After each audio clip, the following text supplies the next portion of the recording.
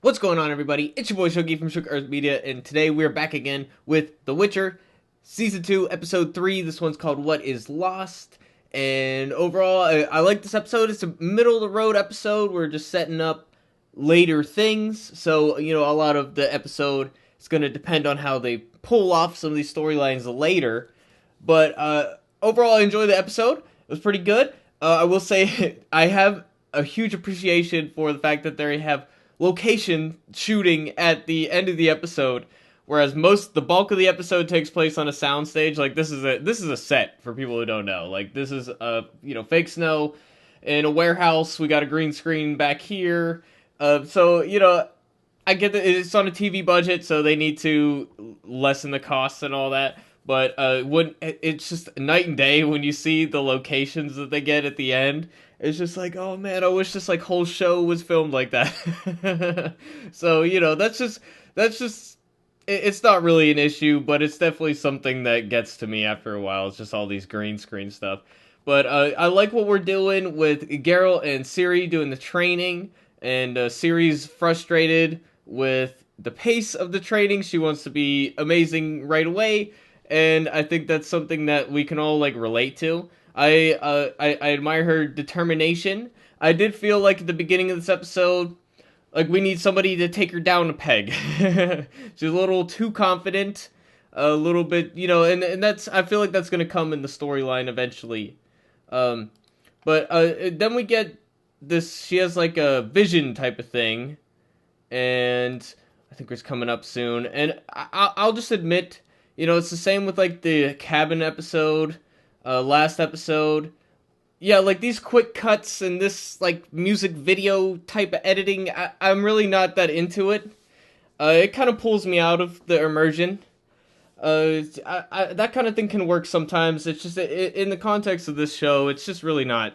I'm not into it. I don't know. I might be the only one, but the quick cuts and the very modern techniques, it just feels out of place in a story like this. So yeah, I don't know. That might just be me, but I do love Kaer Morhen and the setting of Kaer Morhen and everything. I like this scene how we see Lambert and I don't remember the other guy's name, but he's cool and they're telling jokes, and then Ciri comes in and this is Lambert, and that's fun. I like that bit. And then I don't really get what we're going for here. So it's like a flashback scene with Geralt remembering Eskel and their good times and all that. And to me, this scene, it's too little too late. We already had, I mean, Eskel I almost said last week, because I'm used to reviewing weekly Walking Dead episodes. Last episode, Eskel was like, this dark, mysterious guy, and he was deriding Ciri and all that. And then now in this episode, they're trying to show his softer side. He's a gentler guy, and they were friends. And it's too little, too late. He's already dead. I don't really care. So I didn't really care for the scene either. And I'm not really a fan of how they did it either. Like he's just standing around watching them. I don't really. No, not for me. But that's okay. And then we get this like dissection scene, and I like this, and Vesemir's trying to figure out what happened and all that, and I like this mystery we're setting up. I feel like it's gonna have a good payoff. At least I hope it has a good payoff. And I mean, this creature just looks so cool. So I'm a big fan of the scene. Now, I will say I'm not as versed in the books as I should be, but I've read the first two short stories. But Geralt at one point in this scene says there's no scientific explanation for the. Is that anachronistic? I don't know. Somebody tell me in the comments. It feels like the concept of science didn't really exist yet. I mean, we were talking about alchemy and stuff like that. So, I don't know that there really is science. I don't know. Let me know what you guys think. Maybe I'm wrong about that. I'll have to look that up after. But, yeah, and then this is the first episode where, like, the B plot line with the sorcerers was actually, like, the most interesting part to me. And then we got, she thinks Yennefer's dead. She finally wrote her name on the list of casualties. And then you know, they have these meetings, this political intrigue going on, the infighting in the Brotherhood, I think they call it. I like what's going on here. This character, whose name I'm forgetting, he's in the games and stuff too. But I like how he's been set up as a villain here, and the infighting. I like all this stuff. This is like the most interesting part of the episode to me, and of course Yennefer shows up just in time, you know, to make a dramatic entrance, and that's all good. And again, I'm still like a little confused as to the emotional connection. You know, she's like crying and stuff in a lot of scenes. I don't know. Maybe I missed something. So this is one spot where I'm like, the sets. I think this is a set. It just looks a little fake to me. I don't know if it's just me, but something about it, like it's dressed down, like it's, you know, they spray it up with like dirt and stuff to try to make it look old, but at the same time, like these foundations just look a little like these like lines here. It just look a little too perfect. Something about it, it just looks fake to me. I could be wrong. But it looks like a facade. So I don't know. That's just a point where it's like, yeah, I really like the locations we get later. And we're on green screens here. Now here's a point here. Lambert does this thing. He's trying to show off. He swings the steel, slices it in half. Well, my thing is like she's using wood. So like I don't know if that's really the best show of power. Maybe if Lambert took her wood sword and did the same thing, that would be more impressive. But he's obviously using a superior instrument, and he's older, stronger, you know, has a more muscular body type. So, you know, I don't know. It just didn't really feel all that. I don't know. It didn't make the statement I think they were trying to make with it. And here's another one of their sets. You know, this is what I'm talking about. Like, I don't know. I just want to be in some real locations. But we have a fun like little training scene. One point I thought of is they have Lambert being very antagonistic in these scenes. He's calling Ciri a princess, saying she should be in a castle, not training. And the weird thing to me is that in the previous episode, they gave Eskel a bunch of scenes where he was doing similar things. And to me, it's like, why do we give Eskel those scenes and not Lambert if we're going to do this in the next episode? I feel like those scenes, like when she's wandering through Kaer Morhen and Eskel comes up to her and he's like, I forget exactly what it is, but he's saying similar things. So I feel like that should have been Lambert saying that stuff. And maybe Eskel would have been more likable if he was a bit more positive towards Ciri last episode. I don't know, just a thought I had, but I do like this little contraption. You know, it's a classic kind of, you know, training montage type of scene. You know, I said it at the beginning, I was like, she needs to be taken down a peg, and that's kind of what this does. You know, she's getting hit and then on the ground, and I'm thinking, bro, she's gonna get a concussion for sure. You gotta get my man Will Smith to research the the collisions, dude.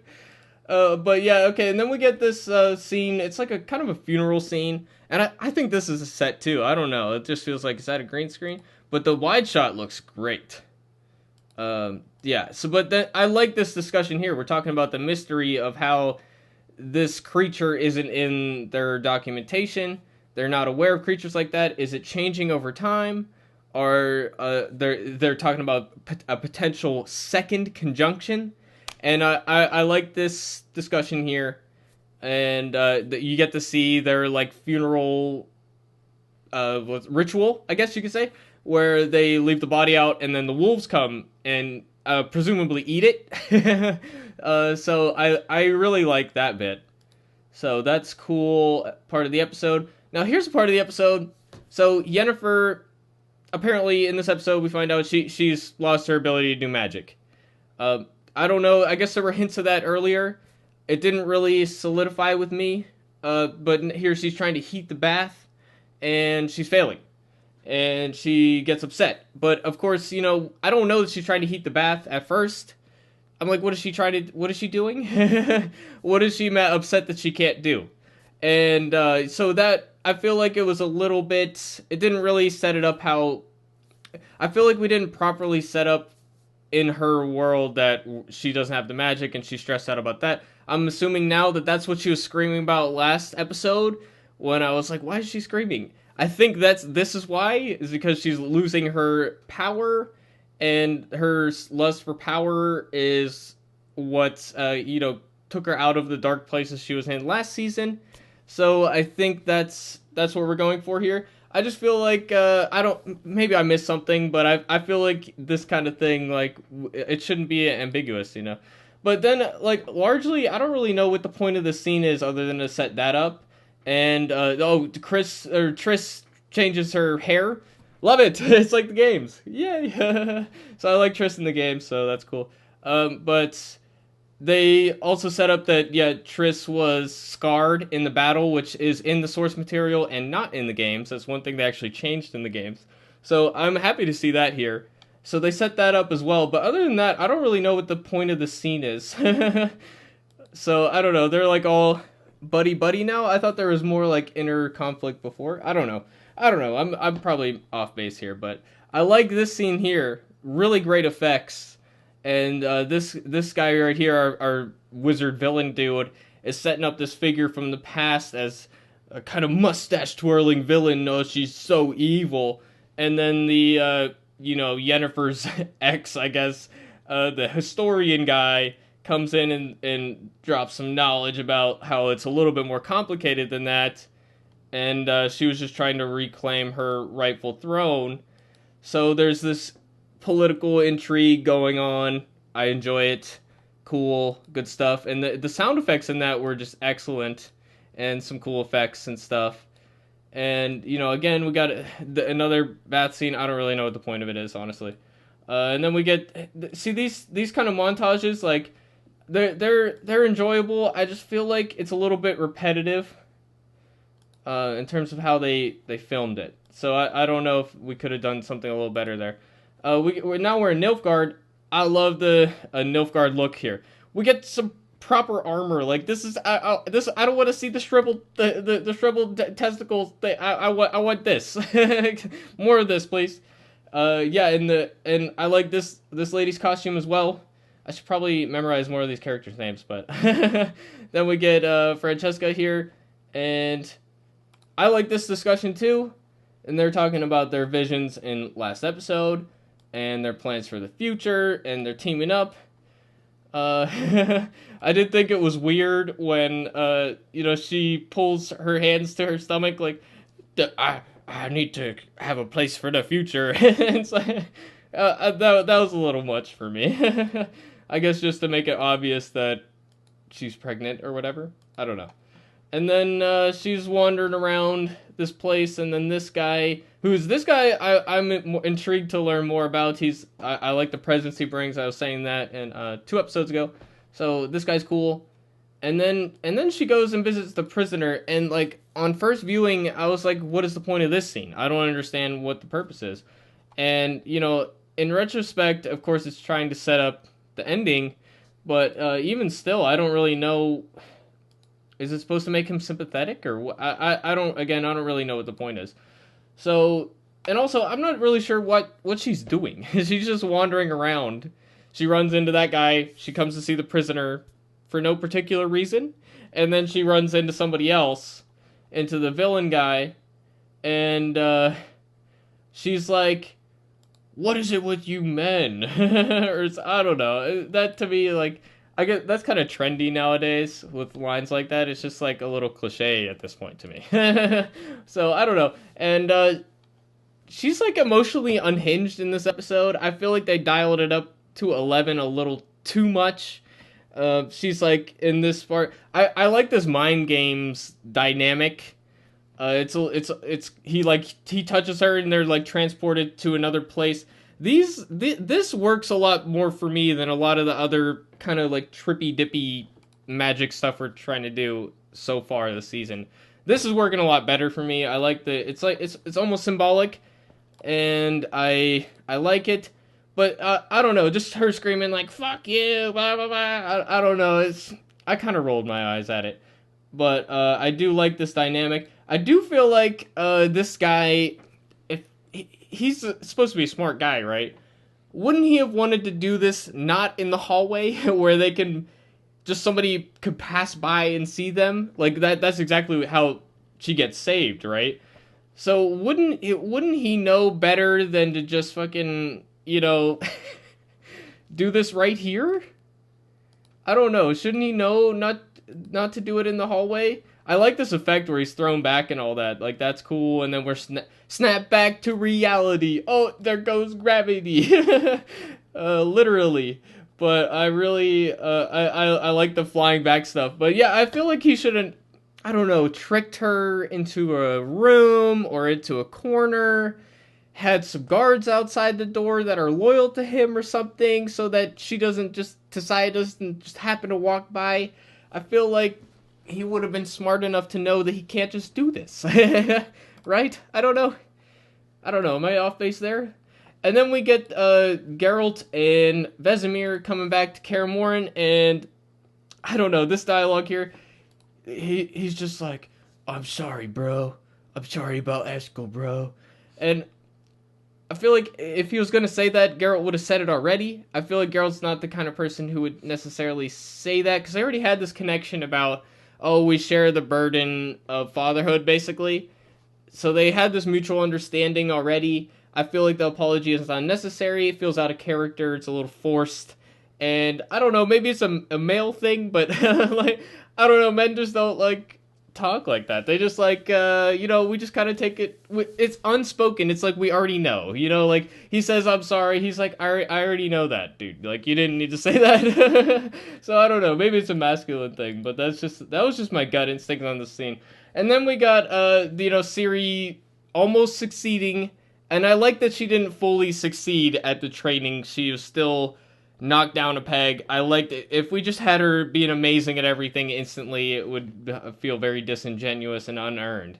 So I like that we're doing this, and she's summoned a crowd of witchers, which logistically I'm like, did one of them watching just leave and then, hey everybody, you got to come here and watch this? I don't know. It's just, I don't know how the crowd got to be there. Maybe if they were in an area that like the witchers walking around would just see this happening and would collect. That's a little bit, it felt a little bit, I don't know, a little out of place. I'm like, how did they all get there?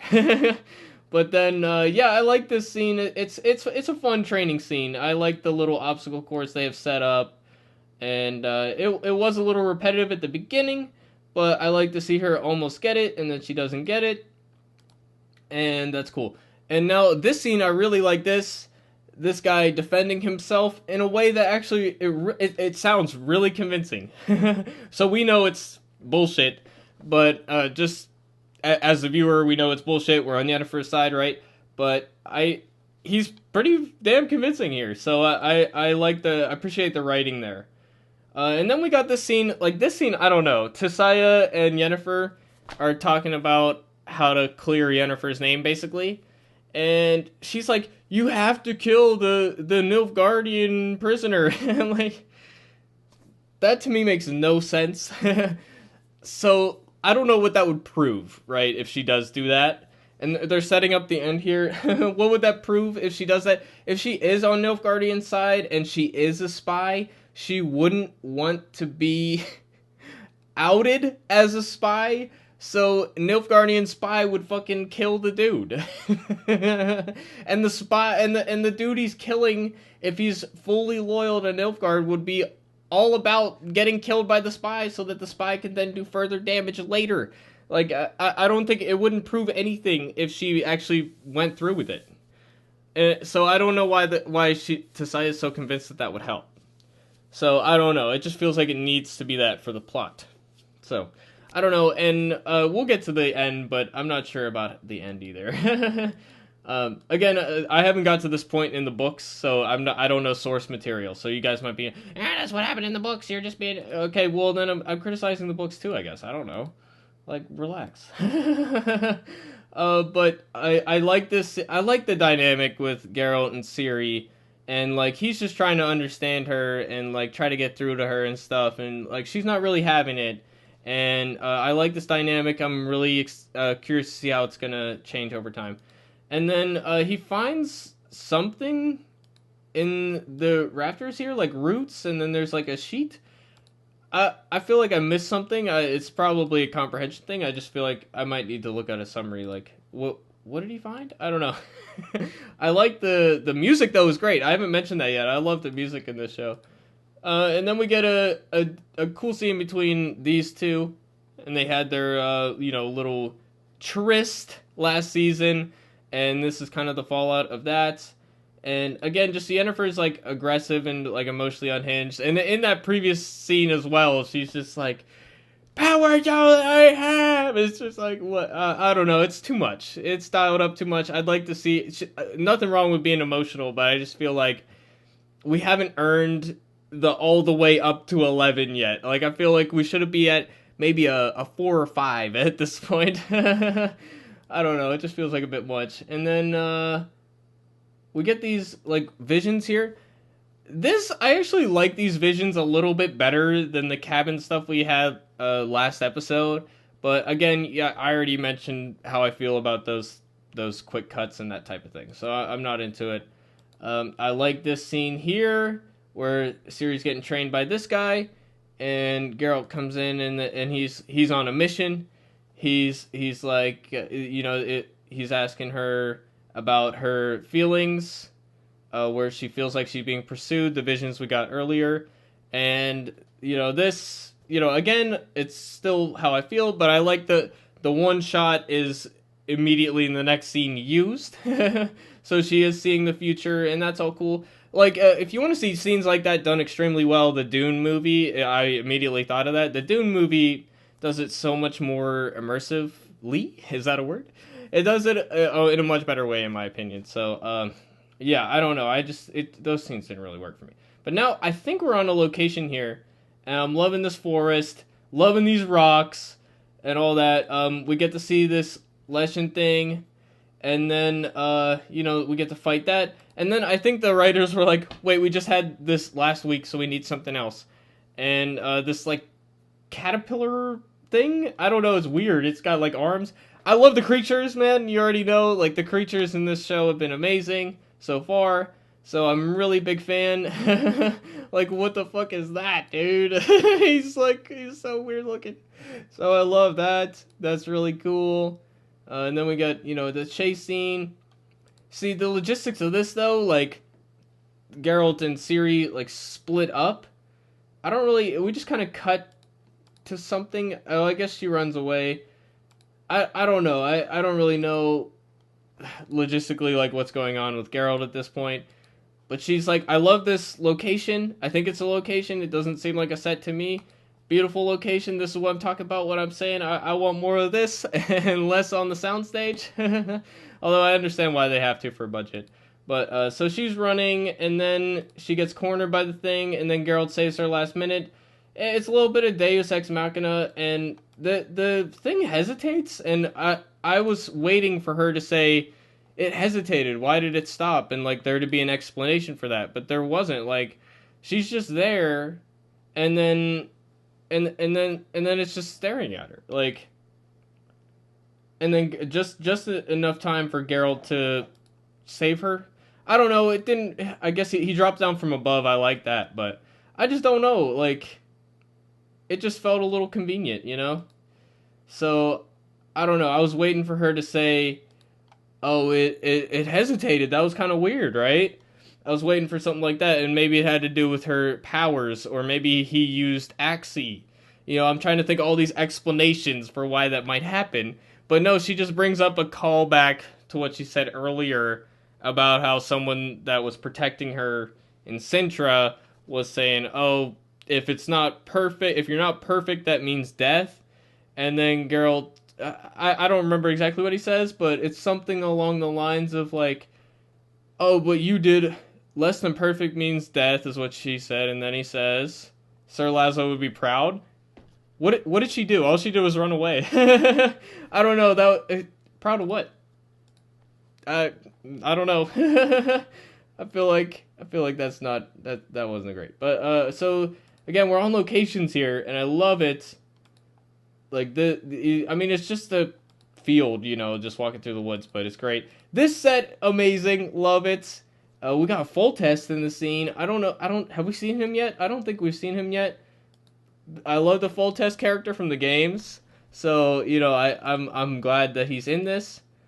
Um, and then Yennefer's gonna kill the thing, right? She's gonna kill the prisoner guy, and and he hands her this blade. Yeah, look, so he hands her this blade thing, and you know, it's like this little axe thing. No offense, but there's a reason why in the movies, you know, it's a big buff guy doing the executioner job, because you want one heavy, and you want a bigger blade than that too, because you want one heavy chunk, and you want to go through it in one go. You don't want to have to go chink, chink, chink, like she's like practically using a hatchet. Dude, I was like, there's no way she can do it in one swing. She doesn't have the muscle mass, dude. There is no way. So that's what I was thinking during this scene. I was like, she's gonna have to do at least three swings. It's gonna be brutal. But she doesn't do that. She frees him and then runs away. And I'm like, there's all these wizards and witches, and nobody tries any magic or anything. She knows, Tissaia knows, Yennefer has no magic at this point. They don't try anything to stop the two of them from getting away? Am I stupid? Am I missing something? What? Why? Just because we need it for the plot, I guess? And also, like, if she was gonna do this, was it a spur-of-the-moment decision? That's one thing. If it wasn't a spur-of-the-moment decision, shouldn't she have tried to break him out in another way earlier, where there wasn't all these wizards and witches in one place, and all these guards and all these you know, enemies and people that would want to stop her? Shouldn't she have tried to bust him out of jail last night or something like that? You know what I mean? I didn't like that ending. So that's where I'm at with this.